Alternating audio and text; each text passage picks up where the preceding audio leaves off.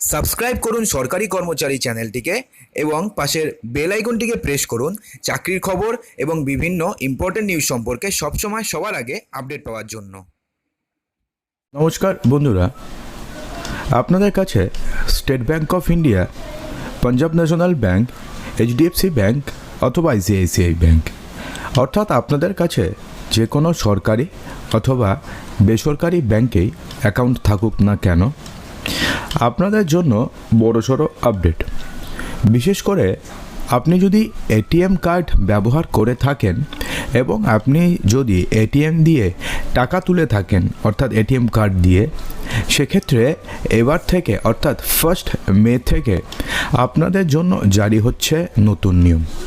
তো কী নিয়ম জারি হচ্ছে সেটা তো জানাবে, তবে তার পূর্বে আপনারা কি এটিএম থেকে এখনও টাকা তোলেন নাকি ইউপিআই করাটাই বেশি পছন্দ করেন?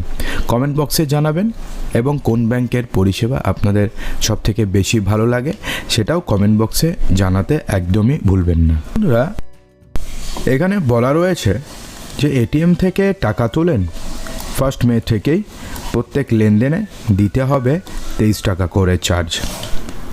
রিজার্ভ ব্যাঙ্ক অফ ইন্ডিয়া সম্প্রতি ঘোষণা করেছে যে আগামী 1 মে থেকে এটিএম থেকে টাকা তোলার চার্জ বাড়তে চলেছে।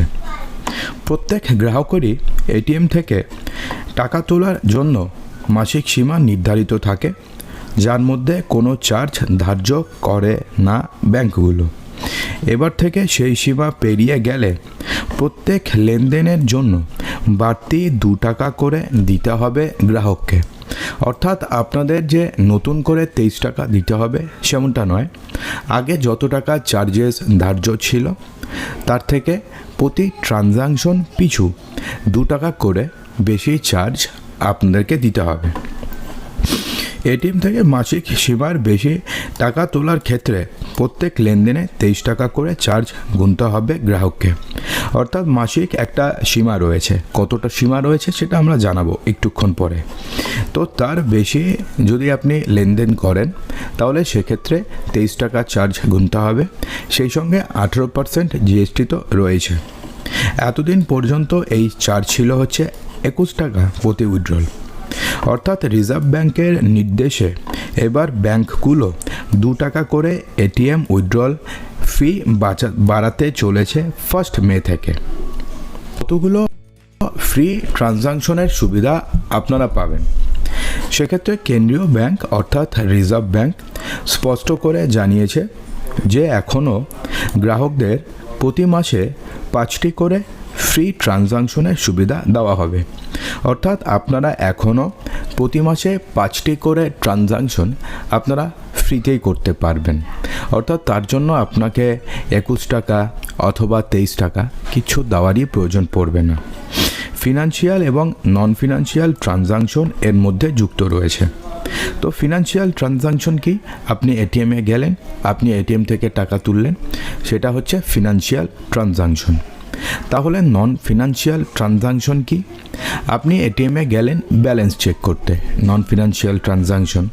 আপনি এটিএমে গেলেন মিনি স্টেটমেন্ট করতে, নন ফিনান্সিয়াল ট্রানজাকশন। তাহলে 5টি ফিনান্সিয়াল ট্রানজাকশন এবং নন ফিনান্সিয়াল ট্রানজাকশন, অর্থাৎ দুটো মিলিয়েই হচ্ছে।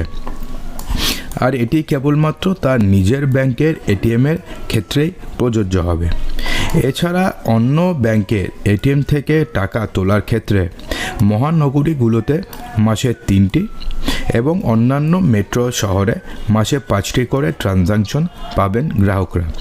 অর্থাৎ আপনাদের ধরুন স্টেট ব্যাংক অফ ইন্ডিয়ার এটিএম কার্ড রয়েছে এবং আপনি স্টেট ব্যাংক অফ ইন্ডিয়ার এটিএমে গেলেন টাকা তুলতে, তাহলে সেক্ষেত্রে আপনি মাসে 5টি ফিনান্সিয়াল ট্রানজাকশন এবং নন ফিনান্সিয়াল ট্রানজাকশন করতে পারবেন। তো এখন হচ্ছে ধরুন আপনাদের স্টেট ব্যাংক অফ ইন্ডিয়ার এটিএম রয়েছে এবং আপনারা গেলেন আইসিআইসিআই ব্যাংকের এটিএমে টাকা তুলতে, তাহলে সেক্ষেত্রে আপনি যদি মহানগরীগুলোতে বসবাস করেন অর্থাৎ দিল্লি, মুম্বাই, কলকাতা, তাহলে সেক্ষেত্রে মাসে 3টি ট্রানজাকশন আপনি ফ্রিতে করতে পারবেন। এবং অন্য মেট্রো শহরে যদি আপনি বসবাস করেন অথবা গ্রামে অথবা সেমি আরবানে, তাহলে সেক্ষেত্রে মাসে 5টি করে ফ্রি ট্রানজাকশন পাবেন।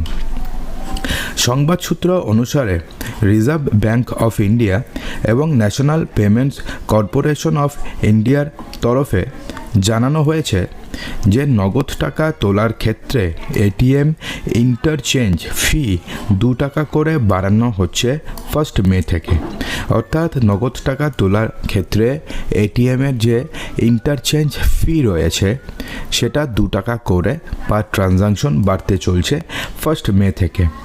এনপিসিআই সমস্ত সদস্য ব্যাংকগুলোকে এই বদলের ব্যাপারে অবগত করে দিয়েছে অলরেডি 13ই মার্চ। অর্থাৎ সব মিলিয়ে যদি আমরা জিস্টে বলতে যাই তাহলে সিম্পল ব্যাপার যেটা দাঁড়াচ্ছে সেটা হচ্ছে যেই নির্ধারিত লিমিট রয়েছে অর্থাৎ 5টি নিজের ব্যাংকের এটিএম থেকে এবং অন্য ব্যাংকের এটিএম থেকে মাসে 3টি মেট্রো শহরগুলোতে অথবা 5টি সেমি আরবান বা আরবানের ক্ষেত্রে বা রুরালের ক্ষেত্রে আপনি ট্রানজাকশন ফ্রিতে করতে পারবেন, ফিনান্সিয়াল এবং নন ফিনান্সিয়াল। কিন্তু এর বেশি যদি ট্রানজাকশন হয় 5টা এবং 3টা অথবা 5টা এবং 5টা, তাহলে কি হবে? তাহলে আপনাকে প্রতি ট্রানজাকশন পিছু আপনাকে 23 টাকা করে চার্জ দিতে হবে, অর্থাৎ আপনার অ্যাকাউন্ট থেকে কেটে নেবে, সেই সঙ্গে 18% জিএসটি। এবং এই নতুন নিয়মটি 1 মে 2025 থেকে কার্যকর হতে চলেছে এবং এটি আপনাদের কাছে স্টেট ব্যাঙ্ক অফ ইন্ডিয়ার এটিএম কার্ড থাকুক, পাঞ্জাব ন্যাশনাল ব্যাংকের এটিএম কার্ড থাকুক, আইসিআইসিআই থাকুক, কানাড়া থাকুক, যেই ব্যাংকের এটিএম কার্ড থাকুক না কেন, এই নতুন নিয়মটি আপনাদের সবার ক্ষেত্রেই প্রযোজ্য হতে চলেছে। তো বন্ধুরা, আশা করব ভিডিওটিতে আপনাদের সমস্ত কিছুই সঠিকভাবে বোঝাতে পেরেছি। যদি ভিডিওটি ভালো লেগে থাকে তো ভিডিওটিকে লাইক করবেন, বন্ধুদের মাঝে প্রচুর শেয়ার করবেন এবং চ্যানেলটিকে সাবস্ক্রাইব অবশ্যই করবেন। তো দেখা হচ্ছে আমাদের আগামী ভিডিওতে আরও কিছু ইম্পর্টেন্ট নিউজ নিয়ে। ততক্ষণের জন্যে ভালো থাকবেন, সুস্থ থাকবেন।